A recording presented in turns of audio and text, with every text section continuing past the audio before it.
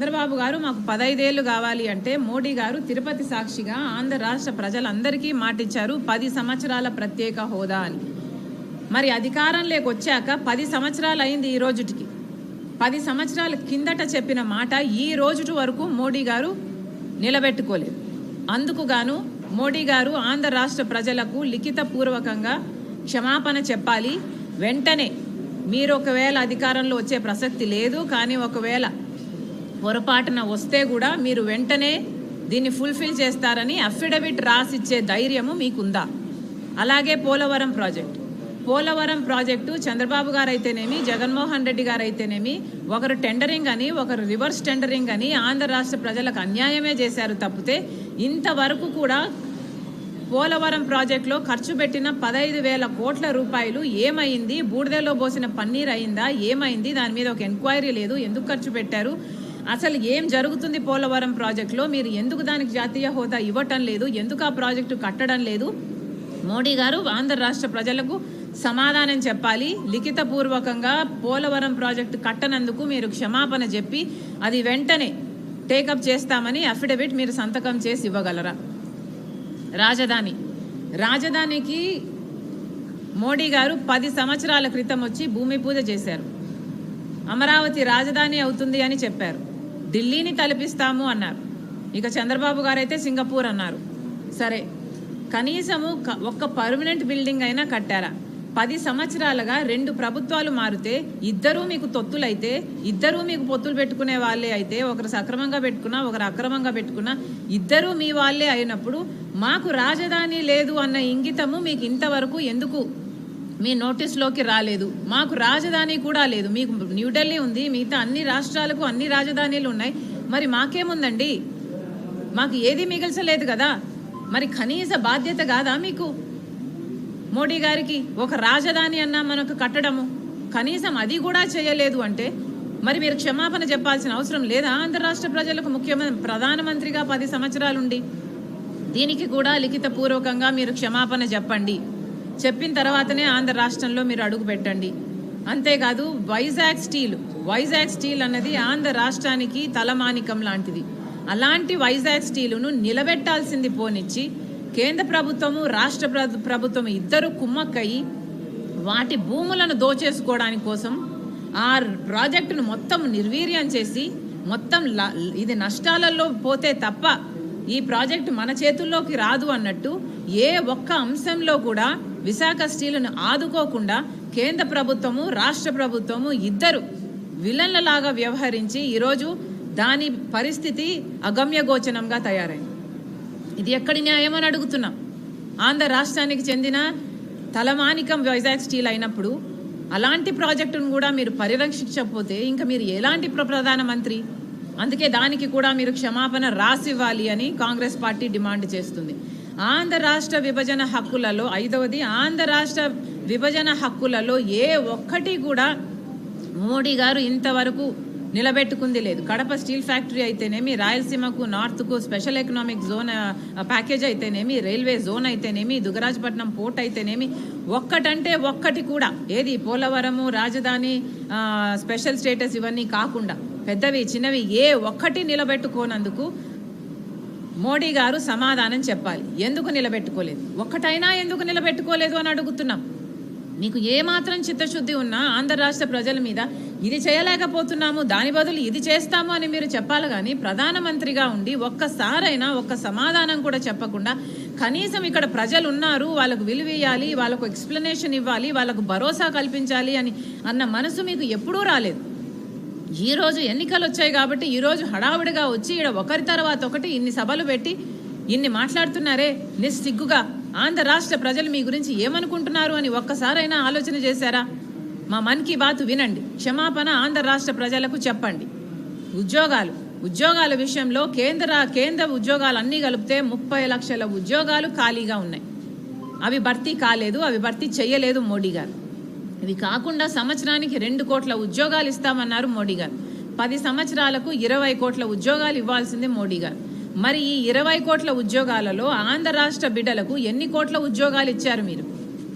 20 కోట్లలో కనీసం 10 సంవత్సరాలలో అంతా కలిపి 1 కోటి ఉద్యోగాలు ఇచ్చారా? లేదు 10 లక్షల ఉద్యోగాలు ఇచ్చారా? ఎన్ని ఇచ్చారు?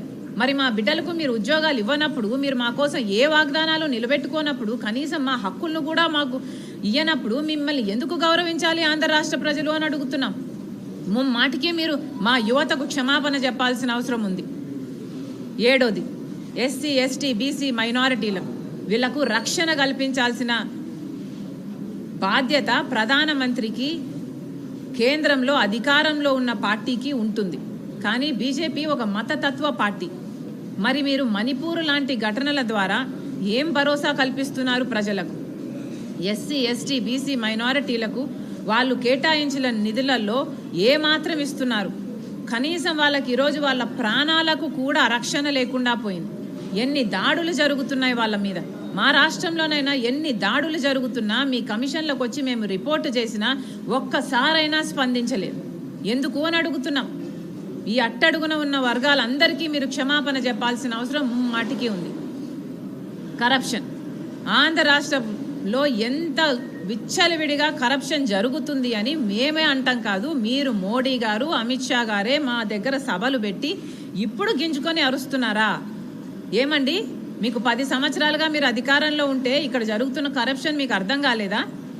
5 సంవత్సరాలుగా దత్తపుత్రుడు అని జగన్మోహన్ రెడ్డి గారిని అంతగా కౌగలించుకున్నారే, మరి 5 సంవత్సరాలుగా మీకు అర్థం కాలేదా ఇక్కడ జరుగుతున్న కరప్షను? శాండ్ అయితేనేమి, ల్యాండ్ అయితేనేమి, ఎన్ని కరప్షన్లు జరుగుతున్నాయని మీరు చెప్తున్నారే ఇప్పుడు. అంటే మీకు ఎప్పుడు ఏది కావాల్స్తే అప్పుడు అది మాట్లాడతారా? ఏం మాట్లాడుతున్నారండి? ఇప్పుడు కరప్షన్ ఇప్పుడు మాట్లాడుతున్నారే. మరి అధికారంలో ఉన్నది మీరు కదా, కేంద్రంలో మీరు అధికారంలో ఉన్నప్పుడు మీరు కాపలా కుక్క కాదా దేశం అంతటికి?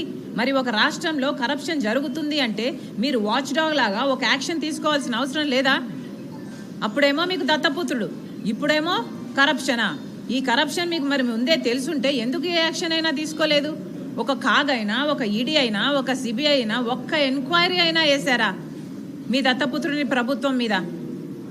ఇంకో పక్క లిక్కర్ మాఫియా అని మీరే మాట్లాడుతున్నారు. అసలు ప్రపంచంలో ఎక్కడా లేని లిక్కర్ విధానము ఆంధ్ర రాష్ట్రంలో ఉంది. ఇది ఎక్కడ పద్ధతి అండి? పూర్తి మద్యపాన నిషేధం చేస్తానన్న జగన్మోహన్ రెడ్డి గారు మద్యపాన నిషేధం చేయలేదు కదా. ఈరోజు సర్కారు ఏది అమ్మితే ప్రజలు అదే తాగాలి అంటున్నారు. ఎక్కడ అసలు ఒక క్వాలిటీ, ఒక హెల్త్ చెక్ ఉందా?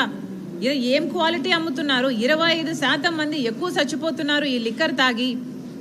కిడ్నీలు, లివర్లు చెడిపోయి ఎవరు పట్టించుకుంటున్నారు? కేంద్రం నుంచి ఒక్క హెల్త్ ఆడిట్ అయినా జరిగిందా? ఎక్కడా లేని విధంగా మన రాష్ట్రంలో అసలు ఓన్లీ క్యాష్ పద్ధతిలో ఉంది లిక్కర్ అంతా. అంటే స్టేట్ ట్యాక్స్ ఎంత, సెంట్రల్ ట్యాక్స్ ఎంత, ఎక్సైజ్ ట్యాక్స్ ఎంత, ఎవరికి ఎంత పోతుంది, ఎంత అమ్ముతున్నారు, ఒక లెక్క, ఒక పాడు పద్ధతి ఏదైనా ఏడ్చిందా? మరి ఇదంతా కేంద్రంలో మీరు అధికారంలో ఉండి మీరు గాడిదలు కాసారా? ఎందుకు ఏ యాక్షన్ అయినా తీసుకోలేదు గత 5 సంవత్సరాలుగా? ఇప్పుడు వచ్చి కరప్షన్ అని గించుకొని అరుస్తున్నారే. మరి కేంద్రంలో మీరు అధికారం ఉండి ఒక్క యాక్షన్ అయినా, ఒక్క ఆడిట్ అయినా, ఒక కాగైనా, ఒక్కటైనా కూడా ఈడీ అయినా ఏం జరుగుతుందండి మా రాష్ట్రంలో? ఇన్ని అప్పులు చేస్తున్నారు, యథేచ్ఛగా ఇచ్చిన డబ్బులన్నీ ఇష్టం వచ్చినట్లు ఖర్చు పెడుతున్నారు. ఒకదానికి ఇవ్వడము, కేంద్రకి నిధులు ఇంకో దానికి మళ్లించడము. ఒక్కటైనా పట్టించుకుందా కేంద్రం దత్తపుత్రుని గవర్నమెంట్ మీద? మరి ఇప్పుడు గింజుకొని అరుస్తున్నారు మీరు. సిబిఐ లాస్ట్ అంశము, సిబిఐ కర్నూలులో అవినాష్ రెడ్డి గారిని అరెస్ట్ చేయడానికి వస్తే మీ దత్తపుత్రుడు పోలీసులను పెట్టి, మూకలను పెట్టి సిబిఐను కూడా భయభ్రాంతులకు గురి చేసి సిబిఐను కూడా తరిమి కొట్టారు. మరి సిబిఐ అన్నది ఒక దేశానికి, ఒక రాష్ట్రానికి కాదు, ఒక దేశానికి చెందిన సంస్థ. మరి అంతగా మీ దత్తపుత్రుడు సిబిఐని అవమానిస్తే మరి మీరు ఏం చేశారు? కనీసం దేశానికి అతి ఉన్నతమైన సంస్థల్లో ఒక సంస్థ సిబిఐని అంత ఘోరంగా అవమానిస్తే మరి దేశం అంతటికీ అవమానం కదా, ప్రజలందరికీ అవమానం కదా. మరి ఏం చేశారు మీరు? ఇలా ఒక్కొక్క సంస్థను నీరుగార్చడం, ఒక్కొక్క సంస్థను మీ ఇష్టం వచ్చినట్లు వాడుకోవడం, మీ వాళ్ళను కాపాడుకోవడం. లిక్కర్లో అయితే కేజ్రీవాల్ను అరెస్ట్ కూడా చేస్తారు, ఎందుకంటే మీ వాళ్ళు కాదు కాబట్టి, మీతో కలిసి లేరు కాబట్టి. ఇక్కడ ఏ అరెస్టులు కావు, ఎందుకంటే జగన్మోహన్ రెడ్డి గారు మీ దత్తపుత్రుడు కాబట్టి. మోడీ గారు ఎంతైనా ఆంధ్ర రాష్ట్ర ప్రజలకు క్షమాపణ చెప్పాలి. ముందు లిఖితపూర్వకంగా క్షమాపణ మీరు రాసివ్వండి, మీరు ఒక అఫిడవిట్ సైన్ చేసి ఇవ్వండి అని కాంగ్రెస్ పార్టీ డిమాండ్ చేస్తుంది. థ్యాంక్ యూ అమ్మా, థ్యాంక్ యూ వెరీ మచ్. అడ్డుకోవడం వల్లే విశాఖ స్టీల్ ఇంకా ప్రైవేటీకరణ కాలేదు అని జగన్మోహన్ అసలు విశాఖపట్నం ఈ పరిస్థితిలో ఉంది అంటే ఎవరు కారణం అండి? కనీసం దానికి ఒక క్యాప్టివ్ మైన్ అరేంజ్ చేయాల్సిన బాధ్యత ముఖ్యమంత్రిగా లేదా? ముఖ్యమంత్రిగా ఏం చేశారు తెలుసా? మొన్న విశాఖపట్నం స్టీల్స్కు మేము ముఖ్యమంత్రి విజిట్ తర్వాత మేము విజిట్ చేస్తే అక్కడ వాళ్ళు చెప్పిన విషయము, అమ్మా మేము ముఖ్యమంత్రికి చెప్తే ఓ అవునా ఇది నష్టాలలో ఉందా అని అడిగాడు అని అంటున్నారు. అంటే ముఖ్యమంత్రి హోదాలో ఉన్నవాడు విశాఖ స్టీలు ఏ పరిస్థితిలో ఉందో కూడా తెలియదా? వాళ్ళు ఎన్ని రోజుల నుంచి ధర్నాలు చేస్తున్నారో తెలుసా? నిరాహార దీక్షలు చేస్తున్నారో తెలుసా? ఇప్పటికి 1000 రోజులు పైనే దాటిపోయింది. మరి మీ రాష్ట్రంలో అన్ని రోజుల పాటు తిండి లేకుండా ధర్నాలు చేస్తుంటే మీకు అంతమంది 30,000 ఎంప్లాయీస్ ఉన్న ఇన్స్టిట్యూట్ అది. అలాంటి ఆర్గనైజేషన్లో ఏం జరుగుతుందో మీకు తెలియదా? కనీసం జీతాలు లేవు అని వాళ్ళు కంప్లైంట్ చేస్తే మీ భూములు అమ్ముకొని జీతాలు ఇచ్చుకోండి అని చెప్పారు. భూముల మీద ఉన్నంత